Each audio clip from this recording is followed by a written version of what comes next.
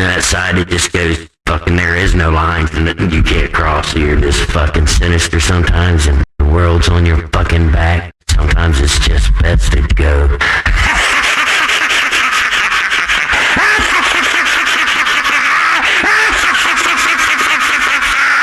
And walk away. Welcome to Drunkschool Logic, where everything is free to talk about and you know what's gonna happen. Welcome to Drunkschool Logic. Welcome to like and subscribe. Everybody enjoying their... Here's a toast to the first episode. Drunkschool Knowledge. Justin, appreciate it. Dave, appreciate you being here. Here's to many more. And yes, this is Coca-Cola, no mixture.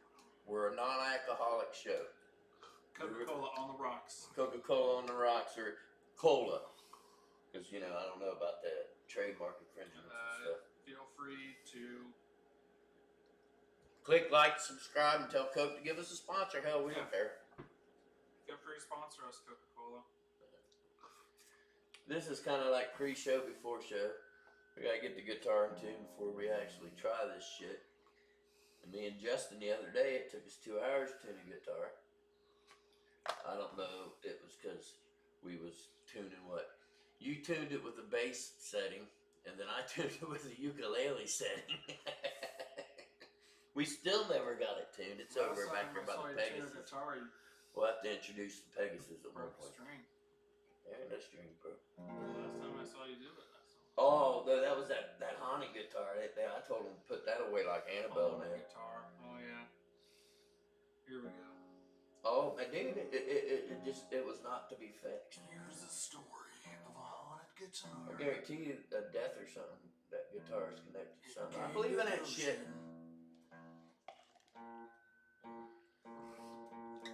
And it could never be tuned. Dude, it kept breaking.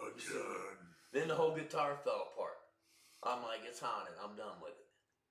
Set it to the side. I told Bill, I don't even want nobody touching it because it can enter you. Spirits can't attach themselves to stuff. Don't you watch none of that shit on YouTube? Them ghost hunters go stay in them places, and they get them little electronic things, and they push them all around, and if they go beeping off, then that's means there's a spirit in there or some shit. I don't know if it's all true. Japanese ghost spirit that they think can possess objects like lanterns and guitars. Well, yeah. Well, it's just like Annabelle, man. They got to keep that in that case and say a prayer every day around it.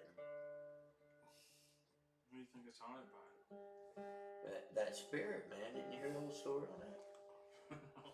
Yeah, man. That Don't play my guitar. Is that what the spirit? That little girl. Don't play my guitar. I don't like when you play my guitar. I'm gonna fall apart. Well, it was a little girl ghost spirit, but it was a demon that had possessed that little girl while she was living, and then she died. But that demon was looking for itself, something to connect to, so it put itself into the stall, and then it started, yeah.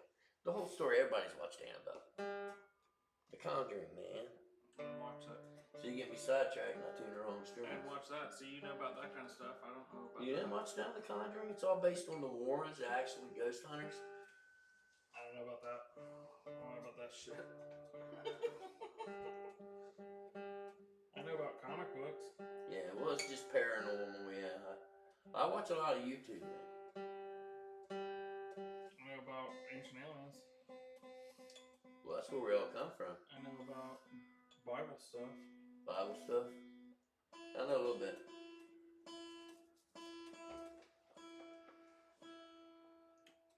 I know how to make a big kitty fuck up happen. You do, don't you? How many big kitty fuck ups have you been in, Justin? Oh, the world will never know. Well, for the world that don't understand what a big kitty fuck up is, what is a big kitty fuck up? A big kitty fuck up is a fuck up. What all does a big kitty fuck up involve? A big kitty fuck up is so fucked up that a big kitty fuck up fucked up by the big kitty fuck up. And what's that mean? Is that also a different language? Is that a language of the belly powers? Big kitty, you're fucked. Big Fucked kitty. up. Okay. Fucked up. Okay. Fucked. So more or less just fucked. Big kitty fucked up. Why did Big Kitty get involved? How much? It might be a demon. You know, the Big Kitty might have got fucking attached much fuck could a woodchuck fuck if a big kitty could fuck wood? Answer me that. I'll have to ponder on that for a minute. I have no fucking idea. Justin, you're the big kitty fuck up expert. Big kitty. But he's never involved a woodchuck, I don't think. Yeah. He'd probably eat one of them motherfuckers. Woodchuck, Hey, Justin. big kitty fuck up. You gonna eat that Twinkie over here? Since we don't know how old it is, and see what they say they're good for life. He's probably like 2 years old. Well, they're good after 2 years. What's the worst thing? You gonna get sick? I won't holler at you if it makes you sick. Poo poo. No one wants to go poo poo poo. What? Nobody wants to go poo poo. Oh my god, we gotta get ready to start this show.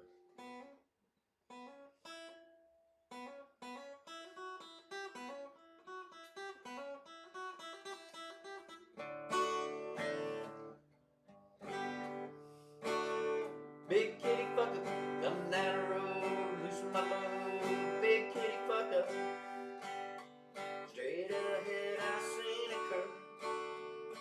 Big kitty fucked up.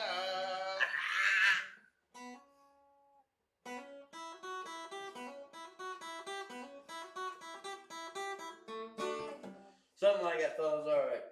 Welcome to Drunk School Logic. This is the first episode, and we really have no idea what we're doing right now. I'm Scott, aka Wheezy, whatever Weisenberger I am. Are we even recording? Yeah, we're always recording, so it's official now, Dave. Episode 101 has begun. Welcome to the episode, Dave. This is Dave. I'm Dave. This is Justin. He's our sound technical man and head of the psychiatry department, mental health. Certified, has the paperwork. So, this show has started. I got the Ideal in group. It's just, we'll have a bunch of different people coming in, talking about their experiences. Our number one goal is to help anybody that's wanting to get sober, to hear their stories. And I found that I've got 2 years sober. Spent 30 years just destroying my world. Never couldn't wake up to figure out the fact that I was fighting demons, and even now it's like we got a saying here at Drunk School Logic. One day at a time, and every day is day one. Day one is every day. You just got to keep fighting. So long story short, I'll be sharing a lot of my stories and the trauma. I'm fighting with depression now, PTSD, and when you're sobriety, when you first start getting sober, it's just like crazy because it's a whole new world to you. So I got with my friends and decided we'd do a podcast, and if we can reach out and touch one person, get them to seek help. I think we don't know the answer to everything, but things that work for us, and we're going to try to have some fun along the way. That's my intro, and now I'm going to let Dave say a little bit, and we'll get this thing going. Go ahead, Dave. I'm Dave. I've been sober for 2 years and never really tried this podcast thing out, but seems like everybody has one, so we thought we'd do it. And if we can help you stay sober for one day, we did our job, and sometimes that's all it takes. It's one more day, and then sometimes it starts all over the next day, but you can do it for one more day.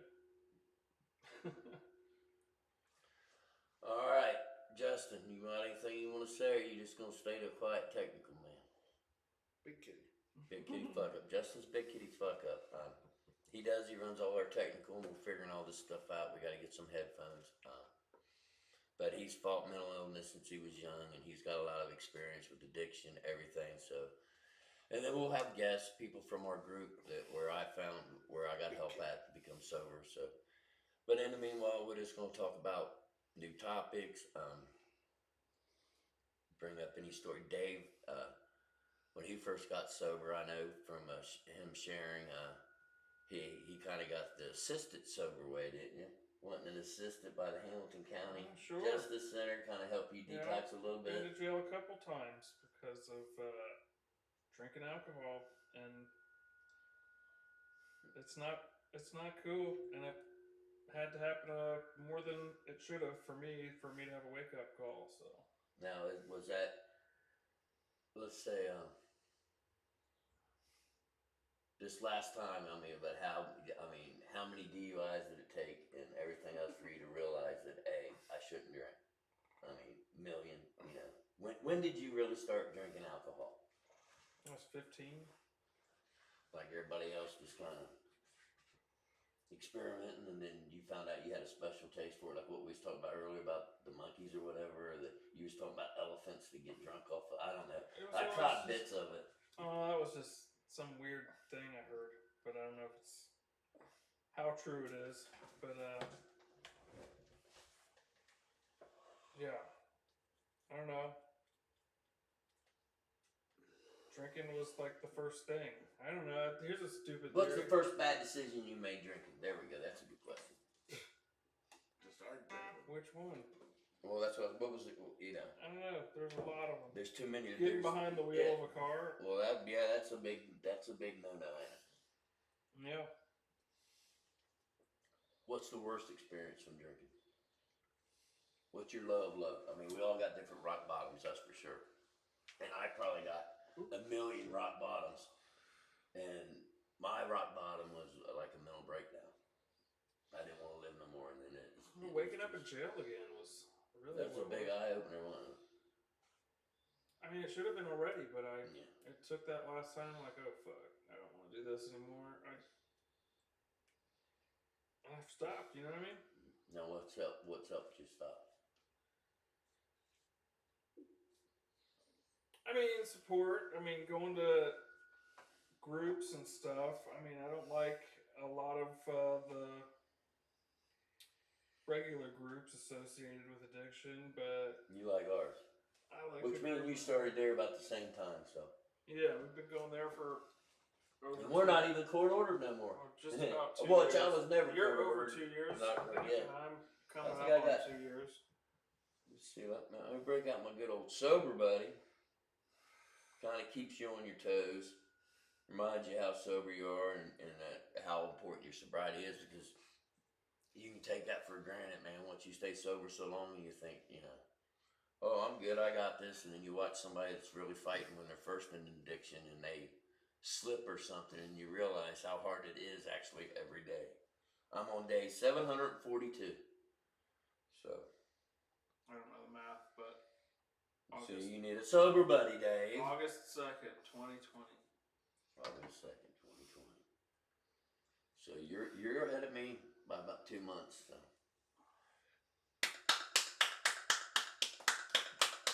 Can we get a little clap, Justin?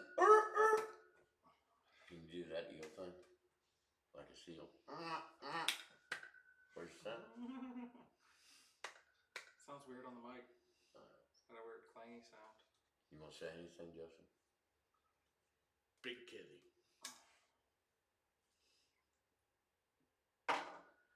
Alright.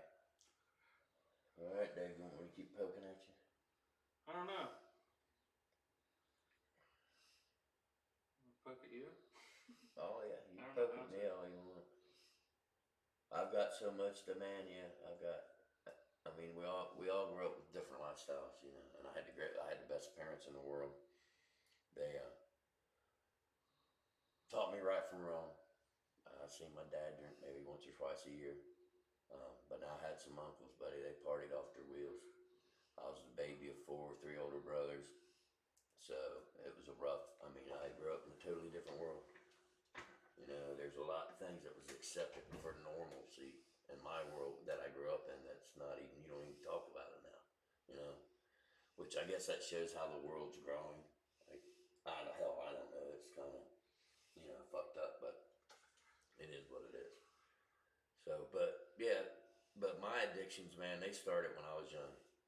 I ran around Lebanon, and I'm gonna have some guests on here that was right there with me, and we was getting fucking high, and I mean, but you think we was getting high and drinking. I'm talking at 11, 10, it goes all 11 the way years back to old. like your first Coke or like Yeah. a Mountain Dew. Yeah, You know what I mean? and Like, all of a sudden- I dropped my first hit of acid in the 6th grade, dude. That's not I don't know if it's, but now I realize that I've never been normal. I was always seeking something, you know, different, and if it was something new, I was fucking trying it. Right. You know, we'd go down and get the local drunk that was, you know, a 64 ounce of Little Kings, and he'd go by us. We'd get Thunderbird, fucking Wild Rose, Mad, anything we could get drunk on. Of course, power drinking. Yeah. Steal weed from our parents or brothers or uncles. We ran around like and the shit we did then, there's no way acceptable now.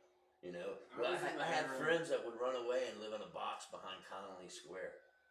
It was fucking crazy. I was in the era of the drive-through, and we would get the oldest looking guy to get behind the wheel, Okay. and we'd drive to all the drive-throughs until one of them sold us liquor, or not liquor, beer, or sometimes malt liquor, but you know. Yeah. And yeah, it You was how like that started. honor of growing up, Yeah. and you were taking it too soon. Well, it was, and I look back at it, dude. We'd get so fucking sick, you know. And right then it's trying to tell you, but there was ones that we just kept doing it. We just kept doing it. I got a lot of buddies that aren't here no more. Rest in peace. And the majority of their deaths was alcohol related. You know, and that's a big thing I want to. If you look at the majority of deaths in this country right now is alcohol related, one way, shape, or form. Even at where we get to, we got heroin addicts, we got sex addicts, we got methadone addicts, we got, you know, everybody's welcome. And if you listen to the stories, all the bad decisions that got them in prison or jail or whatever, majority of the time it starts out, well, I was drunk. Well, I was drunk. You know, that's where I really made that bad decision. That's what it took me. It took me 30 years to figure out, oh, okay, what's the one thing that's always destroyed my life? What is it? It was alcohol related from the time I was 10, getting in trouble then. And some of us, it just takes too long to figure that out. Yeah. And then you're like me, I'm trying to make it for 30 years now. And Justin will have a big kitty fuck up and all shit will break loose. Big kitty. But if anybody, I mean, you gotta, and then handle things different. What did, when you first got sober, what was the first things that you noticed that were triggers? Like one of the first times I tried, I remember like feeling every alcohol advertisement, like on a commercial or on like like radio commercial. If it was alcohol, like a beer commercial, Yeah. I always thought it was targeting me for some reason. Oh yeah. And that was really bothersome. And then when I took it real serious this time, you know, and a lot of it's kind of sickening, but alcohol kind of somehow overrides. You can block a lot of ads going through different options on your browser, but for some reason, alcohol ads, you can lessen them, but you can't. You can't get away from it. It's everywhere. Completely. That's what I tell everybody when I about a trigger. What do I say? Well, as soon as I open my eyes, that's a trigger, and that's something, especially with alcoholics. Dude, there's no avoiding it. It's too much of a money machine, and no matter how many, you know, it's the slow, quiet killer, and that's one of the reasons I even decided to start this podcast. Because I mean, I have uncles, family. I mean, we all got stories, and it's crazy. You know, you got anybody's got a conspiracy theory. I mean, it's like how we've all been under control. I mean, what do they push? Alcohol. I mean, look at the poor. Native Americans, what they went through. Here, we're going to give you a reservation and put a whiskey store on every corner. You know, let's keep you drunk. Yeah. And then now, like you're saying, all the TV commercials. How are you going to, you know, they tried prohibition. That ain't going to work. Once it's a money, you know, that's it. So then it's up to all of us to deal with our inner demons. And that's the way I look at it, which, fuck, we know I'm a twisted individual. I'm just fucked up, you know, and now I'm trying to make up for lost in my own head and dealing with shit. And I don't know. There's a lot of things I'm thinking about right now, but like they're not really on point of sobriety. It's just I'm thinking about. Well, that's what this show's for. You said conspiracy theories, so it Yeah. makes me think like, you know, there was a time before Prohibition where everything was legal, and then they started making things. Well, they had to get their money from. Well, then they started making things narcotics, or whatever the term was before narcotic. Yeah. And or or they started deciding things were narcotic. Like marijuana is a narcotic. Yeah. Cocaine is a narcotic, but there used to be shit that'll really help you. But then prohibition came along, and there was a black market for alcohol was the number one thing, and it kind of beat out prohibition because it was making too much money, and the mafia did it. You know, I mean, they were pushing alcohol all through the Midwest and down south, and it was a whole collaboration and stuff like that. But I mean, alcohol was kind of the winner of drugs, but it's everywhere, like commercials and stuff. So I mean, look at the Kennedys. That's what got them tied into. Yeah, it's money, man. What everything in it, what it all ends up at is about that bottom dollar. I mean, who cares if it's destroying lives and killing people? It makes us money, and it makes us easier to be controlled. It's so weird that alcoholism is almost like accepted. Like people will call themselves alcoholics jokingly. I call myself a drunk alcoholic, you know, whatever. But you know, when you're sober, it means a little bit more, and it's kind of like I don't know. I don't know, man. I think it's like that Seinfeld, you only join for the jokes. Yeah, each day somebody stays sober, man. They gotta appreciate it because it can be taken away so quick, and it ain't worth it. It's just I got a daughter that won't talk to me. Been over 6 years, and she's got every right not to talk to me because I was a drunken asshole. Not just for the actions I did at the end when I was smoking ice, and that's a whole story I'll go into later. But for 30 years, over 30 years, she had a drunk dad. You know, she had to live with that fact, Dad. You know, Dad don't wobble when you walk and shit, or Dad worry about Dad showing up drunk and somebody piss him off, and that's a lot of time you got to make up for, and slowly, you know. But that's just one, and that's what I mean. And then when you're getting sober, especially us older people, we got all that bad, and you're trying to let it go, and it comes back, and you're trying to make up for it, but you can't let it whip your ass because, like my goal is if I can get it, I got 2 years, get another 20, 80 years in before I leave this world, I can try to make up for it, you know. But I understand my daughter's resentment and hate. She fucking deserves it. Brittany, you're out there. I still love you to death, and I'm proud of her. And I raised her that way to not take shit from nobody. So you know, but it's the way it goes, man. That's what alcohol costs me, man. That's just one thing. That's what I mean. And anytime I see anybody like. What I got 10, 15 years on your age. How old are you? 38. 38. You know, I got like 12 years. Yeah. Well, no, 20. Yeah, I'm old man anyway. Yeah, if you can get sober before I did, you know, and figure it out and stay that, you know, like what we have, you know, me and you've been more or less on pace together, so. Yeah. What do you think, Justin? Got any questions? You got any questions for me, Dave? Well, I mean, just what you said. I mean, as heartbreaking as it is, you know, you kind of have to do it for yourself. Yeah. It's not going to work if you don't do it for yourself. Well, and there's the thing, you know, I can't expect her to forgive me before I can forgive myself, and I'm still processing all that. Yeah. Dealing with how much of a fucking piece of shit I was. You know, how I was selfish, and if you notice that it's with us drunks and alcoholics, we're fucking most selfish motherfuckers walk face the earth. We want our fix, and we want it fucking now. Instant gratification.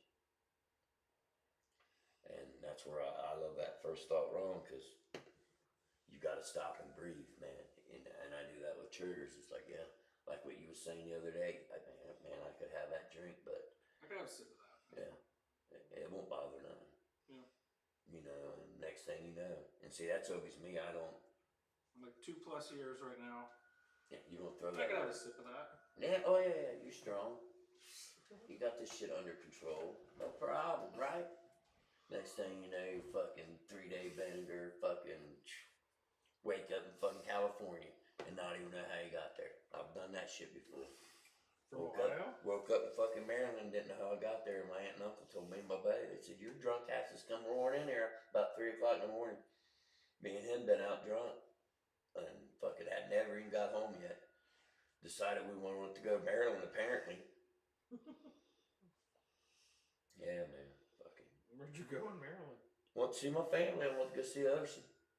So we went to my aunt and uncle's house. Just showed up out of nowhere. What city is that? I mean, yeah. It was actually in Salisbury, Maryland.